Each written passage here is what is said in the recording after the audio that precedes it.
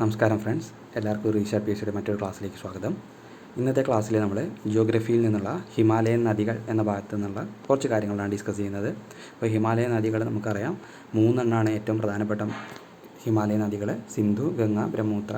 അപ്പോൾ ഈ നദികളുടെ ഉത്ഭവസ്ഥാനം, നീളം, എത്തിച്ചേരുന്ന അല്ലെങ്കിൽ പതിക്കുന്നത് എവിടെയാണ് എന്നുള്ള കാര്യം മാത്രമാണ് ഡിസ്കസ് ചെയ്യുന്നത്. വളരെ ചെറിയൊരു വീഡിയോ ആണ്. ഈ ക്ലാസ് മുഴുവൻ കേൾക്കാൻ ശ്രമിക്കുക, ഓരോ മാർക്കും വിലപ്പെട്ടതാണ്. നമുക്ക് നോക്കാം. ഹിമാലയൻ നദികളിൽ ആദ്യത്തേത് സിന്ധു ആണ്.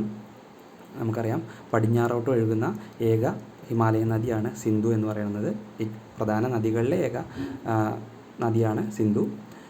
ടിബറ്റിലെ മാനസ സരോവർ തടാകത്തിൽ നിന്നാണ് ഉത്ഭവിക്കുന്നത്. സിന്ധു നദി ഉത്ഭവിക്കുന്നത് ടിബറ്റിലെ മാനസരോവർ തടാകത്തിൽ നിന്നാണ്.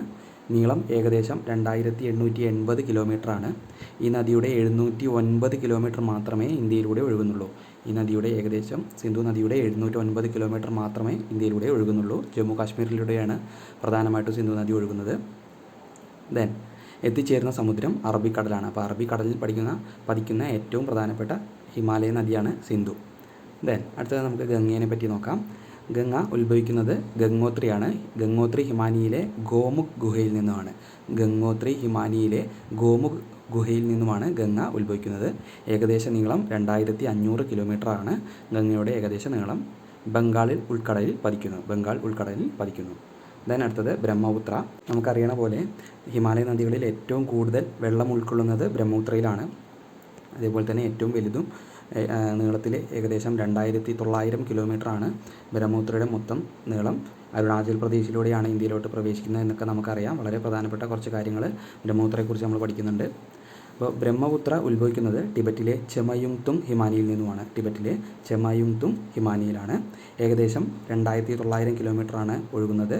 ഇന്ത്യയിലൂടെ 725 കിലോമീറ്റർ മാത്രമാണ് ഒഴുകുന്നത്. ബംഗാൾ ഉൾക്കടലിൽ പതിക്കുന്നു. അപ്പോൾ ബ്രഹ്മപുത്ര ഗംഗയുമായിട്ട് ചേരുന്നുണ്ട്. അതുകൂടി ഒന്ന് ആലോചിച്ച് വയ്ക്കുക.